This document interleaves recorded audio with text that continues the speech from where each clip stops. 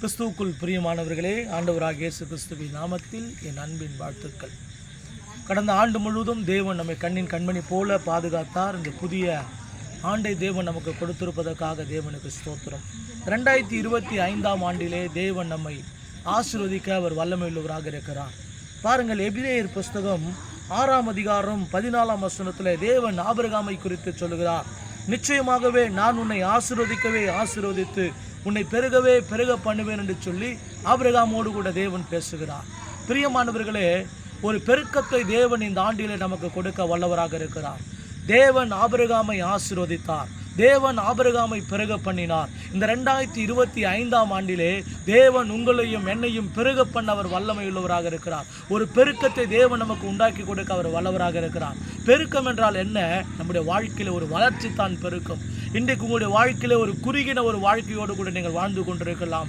ஒரு ஆசீர்வாதம் இல்லாத ஒரு வாழ்க்கை வாழ்ந்து கொண்டிருக்கலாம். ஆனால் கட்டாயமாக கர்த்தருடைய பிள்ளைகளை, தேவனுடைய வார்த்தைக்கு கீழ்ப்படிந்து நடக்கிற தேவனுடைய பிள்ளைகளை, உத்தமமாய் நடக்கிற தேவனுடைய பிள்ளைகளை நிச்சயமாய் தேவன் உயர்த்த அவர் வல்லவராக இருக்கிறார்.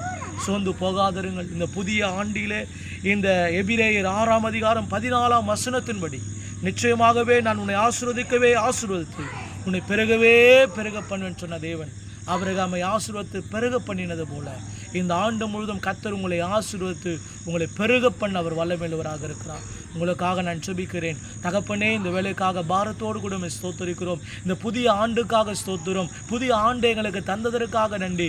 இந்த ஆண்டு முழுவதுமாக தகப்பனே, கண்ணீர் இல்லாதபடி, கவலைகள் இல்லாதபடி, வேதனைகள் இல்லாதபடி, போராட்டங்கள் இல்லாதபடி, பிரச்சனைகள் இல்லாதபடி தகப்பனே, ஒவ்வொரு குடும்பத்திலும் சமாதானம், சந்தோஷம், மகிழ்ச்சி, ஆசீர்வாதம், உயர்வு எல்லாவற்றையும் கொடுக்க முடியாது ஜெபிக்கிறோம். வியாதிகள் இல்லாத ஒரு வாழ்க்கையை தாருங்கப்பா.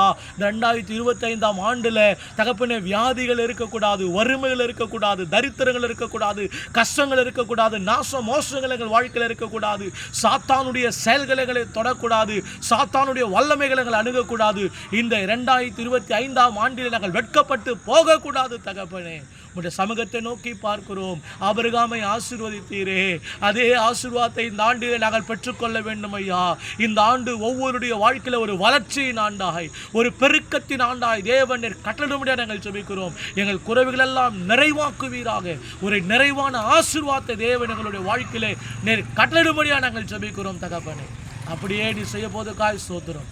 இயேசுவின் நாமத்தில் ஜெபிக்கிறோம் பிதாவே. ஆமென், ஆமென்.